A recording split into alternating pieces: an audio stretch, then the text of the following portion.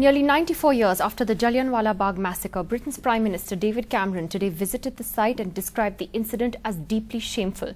But he stopped short of a public apology. Mr. Cameron is the first British Prime Minister to visit the site. Many organisations here had demanded a full-blown apology.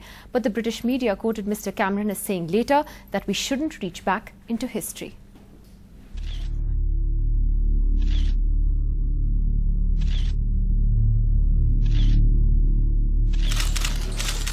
The first serving British Prime Minister to pay his respects at Jallianwala Bagh, the scene of bloodiest massacre in British colonial history.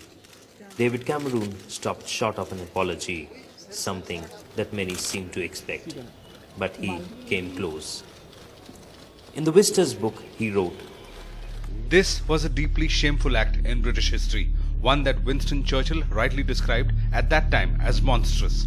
We must never forget what happened here, and we must ensure that the UK stands up for the right of peaceful protests." And as Cameron prepared to leave Amritsar, he explained why he did not apologize.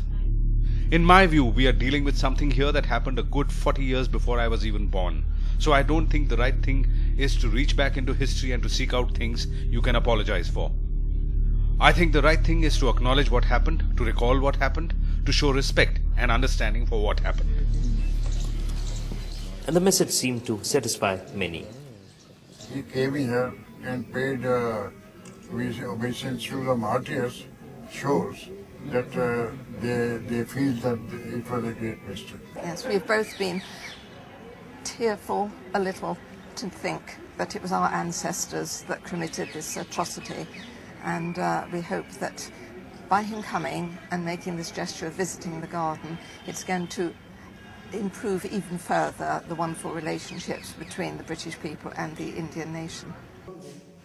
But families that lost their ancestors in 1919 massacre, where according to India, 2,000 peaceful protesters were shot dead by General Dyer, feel an apology is certainly due.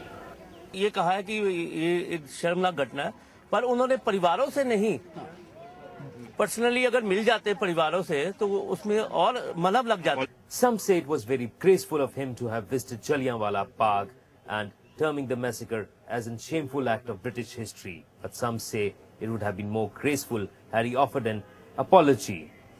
But 94 years after the massacre, the issue of apology is far from over. And now British Prime Minister's visit to Jallianwala Bagh has once again triggered the debate on the issue. In Amritsar with Biljinder Bobby, Vikram Chaudhary for NDTV.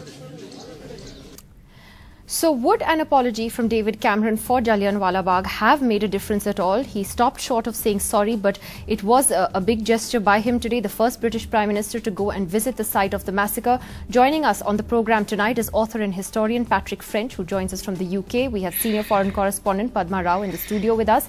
Mr. K.C. Singh, former diplomat, here in the studio with us. Also Nanish Behel, whose great-grandfather was killed at Jallianwala Bagh. He joins us tonight from Amritsar. Let me ask Nanish first.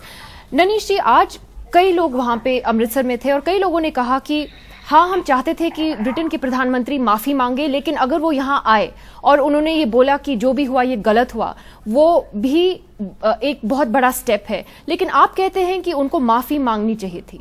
ननीश. Sir, we respect, madam, we respect his tributes to the martyrs, but he must have apologized. He has just have a regret for this deed done by the British government or General Dyer.